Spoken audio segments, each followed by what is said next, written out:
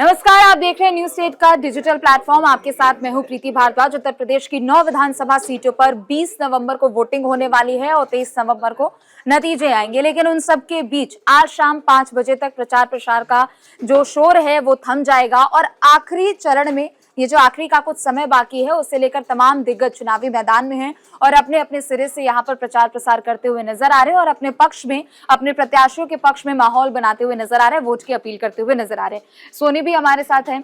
सोनी, 9 विधानसभा सीटों पर उपचुनाव होने वाले हैं जिसे लेकर आज प्रचार का दौर जो है वो थम जाएगा शाम 5 बजे तक। सभी दिग्गजों ने पिछले 1-1.5 महीने में तमाम यहाँ पर रैलियां की, रोड शो किए, जनसभाएं किए, जिनके जरिए अपने पक्ष में माहौल बनाने की भी कोशिश की गई है। देखिए, सबसे पहले बताऊंगी आपको कि पहले जो ये तारीख थी कुछ और थी, अब तारीख जो है वो पोस्टपोन हो चुकी है। तो अब ऐसे में क्या है कि अब फाइनली जितनी भी प्रक्रिया थी पूरी हो चुकी है। अब लगभग क्या है, अब बस इसके बाद जो भी प्रचार थे सारे 5 बजे तक समाप्त हो जाएंगे। इसके बाद एक बात और अहम निकल कर ये आती है कि सभी ने रोड शो किए, दो पालियों में भी किए, जनताओं को लुभाने के लिए सभी नेताओं ने अपनी पूरी कमर कसी, कैसे भी तरीके से उनके जो उनका वोट है वो उनके खाते में आ जाए। तो अब ऐसे में ये है कि अब हालांकि देखिए कि अगर अखिलेश और योगी की पार्टी दोनों ही एक दूसरे पर काफी भारी पड़ रही है। इसके अलावा रालोद को भी अगर हम उसको भी नजरअंदाज नहीं कर सकते, तो कहीं ना कहीं अब ये सारी पार्टियां अब एक ही चुनाव में है और एक ही तरीके से वो एक दूसरे को मात देने के लिए पूरी तरीके से तैयारी कर रहे हैं। बिल्कुल, और चूंकि देखिए दिलचस्पी इस वजह से भी है कि कई ऐसी सीटें हैं जिस पर बीजेपी शुरू से मजबूत दिखी है उनके क्षेत्रों में, लेकिन कुछ ऐसी सीटें भी हैं जिस पर बीजेपी का खाता नहीं खुला या समाजवादी पार्टी भी पिछले एक लंबे अरसे से वहां पर जीत के इंतजार में बैठी हुई है। आपको क्या लगता है कि क्या कुछ यहाँ पर मुद्दे रहे होंगे दोनों पार्टियों के लिहाज से, और प्रमुख ऐसे मुद्दे जो कि जनता के बीच में सभी पार्टियों की ओर से भुनाने की कोशिश की गई है? देखिए, अगर मैं थोड़े पुराने आंकड़ों पे जाऊं तो अभी हाल ही में जो हरियाणा में विधानसभा इलेक्शन हुए थे, अगर इसको देखूं तो कहीं ना कहीं इसमें अगर देखें तो कांग्रेस का जो पहले जो रुझान आ रहा था वो जीतता हुआ दिखाई दे रहा था। लेकिन कहीं ना कहीं यहाँ पे बीजेपी ने बहुत अच्छा प्रदर्शन कर अचानक से पलट गई। तो ऐसे में देखें तो जहाँ पे अब बीजेपी काफ़ी मजबूत हो गई है क्योंकि उन्हें हरियाणा को लेके उन्हें थोड़ा कॉन्फिडेंस उनका हाई हुआ। तो ऐसे में अब देखना ये है कि वो अब कहाँ पे उन्होंने पहले मात खाई थी, कहाँ पे उन्होंने मात नहीं खाई थी, तो अब वो सारी चीज़ों को अपना नज़रअंदाज ना करते हुए उन सब चीज़ों पर अब फोकस कर रही है। बिल्कुल, और जो भी पार्टियां यहाँ पर जिस तरीके से हमने देखा कि प्रचार प्रसार करती हुई नजर आई है, दिलचस्प बात ये भी है कि अपने अपने सिरे से यहाँ पर तैयारी की जा रही है, चाहे वो बीजेपी हो, समाजवादी पार्टी हो, बसपा भी हो, क्योंकि इस बार सभी ये जो 9 विधानसभा सीटें हैं उन पर चुनाव अधिकतर इस वजह से, अधिकतर सीट तो यही है कि वहां के विधायक वहां से सांसद बन गए और इसी कारण उपचुनाव हो रहे हैं। गौरव भी हमारे साथ जुड़ेंगे, वो भी आपको बताएंगे कि फिलहाल कुछ ऐसी जो सीटें हैं जिस पर सबसे ज्यादा अगर कड़ा मुकाबला देखा जा रहा है तो वो बीजेपी और समाजवादी पार्टी के बीच में देखा जा रहा है। गौरव, 9 विधानसभा सीटों पर उपचुनाव हो रहे हैं और आज शाम को प्रचार का जो दौर है वो थम जाएगा, शोरगुल थम जाएगा। 20 नवंबर को वोटिंग होगी, 23 नवंबर को नतीजे आएंगे। अभी किस तरीके की अब आप स्थिति देखते हैं, क्योंकि अब कुछ ही घंटे का समय बाकी और जो होना था, जो पार्टियों को करना था वो सब हो चुका है। देखिए, इस पूरे उपचुनाव का जो मुकाबला है ना, जो वो समाजवादी पार्टी और भारतीय जनता पार्टी के बीच ही मुख्य मुकाबला देखने को मिल रहा है। बाकी पार्टियां चुनाव लड़ रही हैं अपने अस्तित्व के, जो अपना कोर वोट है उसको बचाने की, ताकि वो क्लेम कर सके कि हमारी जो वोट है वो हमारे पास है। आप देखेंगे कि योगी आदित्यनाथ की बात करें चाहे अखिलेश यादव की बात करें, इन 9 विधानसभा जो सीटों पर उपचुनाव है, 2-2 बार जनसभा कर चुके हैं, लगातार सक्रिय रहे हैं, रोड शो का दौर चल रहा है। मतलब अपने तरीके से देखे तो समाजवादी पार्टी और भारतीय जनता पार्टी दोनों ने अपनी पूरी ताकत लगा रखी है इस पूरे उपचुनाव जीतने के लिए।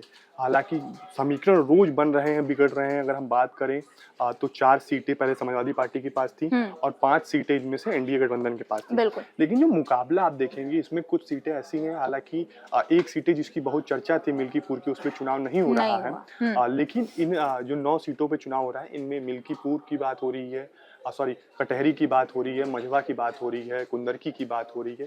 देखिए, सबसे दिलचस्प जो एक मुकाबला देखने को मिल रहा है वो कुंदरकी की देखने को मिल रहा है, क्योंकि वहां से जियाउर रहमान बर्ग के जो दादा थे शफीकुर रहमान बर्ग, एक वो तुर्क जो मुसलमान तुर्क हैं उनका एक बड़ा पैठ था वहां पे। और जब आपने देखा होगा कि वहाँ 3 जो मुख्य पार्टियां हैं, AIMI भी वहाँ चुनाव लड़ रही है, बसपा से भी तुर्क प्रत्याशी दिया गया है और समाजवादी पार्टी की तरफ से भी तुर्क। तो वहाँ जो एक तुर्क जो मुसलमानों का जो समुदाय है वो टूटता हुआ नजर आ रहा है, कहीं ना कहीं बीजेपी को थोड़ा सा एड्ज मिलता नजर आ रहा है। तो वहाँ मुकाबला जो एक तरफा क्योंकि नजर वहां आ रहा पर था, वोटों को तोड़ने की रणनीति बीजेपी की है। वहाँ जो मुकाबला पूरा एक तरफा, देखिए वहाँ शुरुआत में बासित अली जो अल्पसंख्यक मोर्चा के प्रदेश अध्यक्ष हैं बीजेपी के, उनकी चर्चा चल रही थी कि वो चुनाव लड़ेंगे, लेकिन ऐन मौके पे बीजेपी ने स्थिति की नजाकत को समझते हुए वहां से हिंदू उम्मीदवार दिया और ठाकुर उम्मीदवार दिया।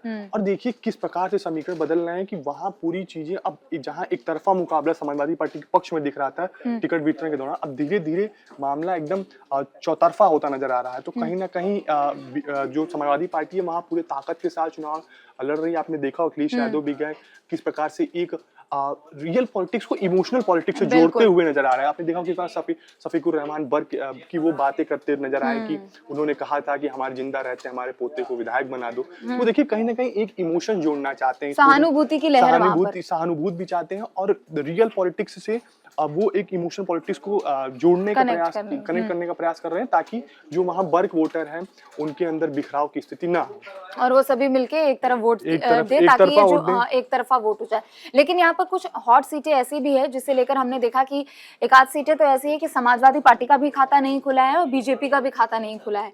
लेकिन दूसरी तरफ ये भी अगर जिक्र करें कि करहल एक जो कि महत्वपूर्ण सीट है, अखिलेश यादव की विधायकी की सीट अगर इसे कहा जाए, वहां पर अनुजेश यादव वर्सेस यहाँ पर समाजवादी पार्टी की ओर से अपने प्रत्याशी को तेज प्रताप यादव को उतारा गया। वहाँ देखिए वहाँ स्थिति ऐसी हो गई, अगर मैं सही से अगर याद कर पा रहा हूँ तो जब से समाजवादी पार्टी की स्थापना हुई है ना, तब से समाजवादी पार्टी 2002 का जो चुनाव था वही हारी है। वहाँ सोबरन यादव थे, बड़ा नजदीकी परिवार वाली बात नहीं, वो मुलायम सिंह यादव के बहुत घोर विरोधी रहे और 973 वोटों की मार्जिन से वो वहाँ कमल खिलाने में कामयाब रहे थे। देखिए उस समय का जो दौर 973 बेहद ही कम वोट है और बड़ा नजदीकी मार्जिन था। वो पहली ही दफा था कि जब करहल से समाजवादी पार्टी की स्थापना के बाद से एक ही मर्तबा था कि जब वहां से कमल खिलने में कामयाब रहा। इस बार बीजेपी ने जो रिश्तेदार वाला फॉर्मूला निकाला है, जो धर्मेंद्र यादव के जीजा साले वाला फॉर्मूला निकाला, तो कहीं ना कहीं जो अनुजेश यादव के आने की वजह से बीजेपी चाहती है कि जो यादव वोटों के अंदर है वो ध्रुवीकरण कर दे। और थोड़ा सा आपने देखा होगा कि जो अनुजेश यादव की माता है वो भी लगातार बयान दे रही है कि हमें क्यों निकाला गया, हमने तो ऐसा कोई। तो कहीं ना कहीं पूरा ये जो चुनाव है ना, इसको भी एक इमोशंस के साथ जोड़ने का प्रयास कर रहा है। आपने देखा होगा सीएम योगी लगातार पहुंच रहे हैं, शिलान्यासों का दौर जारी है, लगातार कई योजनाएं दी जा रही है करहल को। तो कहीं ना कहीं सीएम योगी ये भी आश्वस्त करना चाहते हैं कि भले ही समाजवादी पार्टी का ये कुनबा रहा हो, ये समाजवादी पार्टी का एक गढ़ रहा हो, लेकिन यहाँ बीजेपी इसको दरकिनार नहीं कर रही है, बीजेपी अनदेखी नहीं कर रही है इस जिले की और इस सीट की। तो मुकाबला जो है पूरा, क्योंकि दोनों ही प्रत्याशियों के अपने अपने समर्थक हैं और अच्छी संख्या में, और सबसे बड़ी बात तो यही है कि वो यादव वर्सेस यादव वाला दांव से पहले जो लगातार दावे हो रहे थे कि 7 सीटों पर समाजवादी पार्टी आगे है, लेकिन आप देखिए एक कटहरी सीट है जिसकी चर्चा बहुत है कि आपने जब टिकट वितरण देखा होगा तो वहां से शोभावती वर्मा को समाजवादी पार्टी ने टिकट दिया। तो वहां का जो समाजवादी पार्टी का जो काडर है ना, उसके अंदर भी एक तरह के विरोध के स्वर उठने लगे, क्योंकि जब से लालजी वर्मा समाजवादी पार्टी में आए हैं तो जो अंबेडकर नगर जिले की राजनीति है वो लालजी वर्मा के इर्द गिर्द घूमते नजर आ रही है।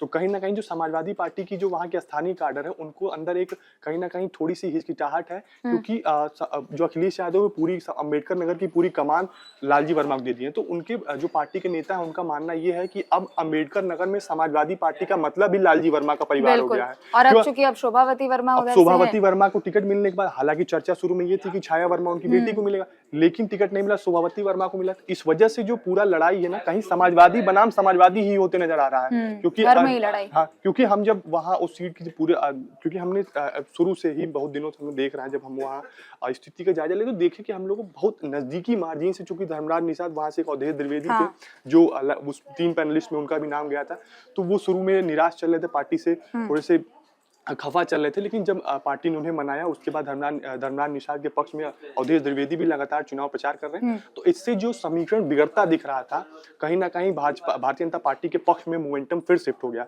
देखिए चुनौती यहाँ दो तरफा है, एक चुनौती ये है कि समाजवादी पार्टी को जो मोमेंटम लोकसभा चुनाव के दौरान मिला था वो चाहती है पार्टी शायद वो बनाए रखे। बरकरार है भी या नहीं, ये भी एक लिटमस टेस्ट है। ये लिटमस टेस्ट हो जाए। और जो भारतीय जनता पार्टी को लोकसभा चुनाव के बाद जो मोमेंटम अन्य राज्यों में मिला है वो और बरकरार सीएम है या योगी नहीं है, की वो जो भी है। स्वीकार्यता पूरे देश भर में बनी, पैन इंडिया में हाँ। बनी। आप देखिए कि महाराष्ट्र के चुनाव में कैसे उनकी पूछ है। आप देखिए हर विधानसभा सीटों पर, चाहे वो महाराष्ट्र हो या फिर झारखंड हो, हर जगह वो एक सक्रिय दिन में नजर आ रहे 4-4 5-5 रैलियां करते नजर आ रहे हैं सीएम योगी, चाहे वो महाराष्ट्र का और विधानसभा कल चुनाव, जाते जाते चाहे उन्होंने झारखंड का। यूपी में कितनी रैलियां की, जिस जनसभाएं की। प्रकार से पैन इंडिया एक स्वीकार्यता बढ़ रही है सीएम योगी की, उसको आप देखें तो कहीं ना कहीं ये जो पूरा चुनाव है ना, ये नाक का विषय बन गया है दोनों पार्टियों के दोनों लिए। ही पार्टियों के लिहाज से। तो देखना ये दिलचस्प होगा कि बिल्कुल। किस ओर ये 9 विधानसभा सीटों के जो आंकड़े हैं या मतदाता हैं परिणाम है वो किस तरफ जा रहे हैं। करवट लेते हैं। बहुत बहुत शुक्रिया गौरव, आपका तमाम जानकारी दी।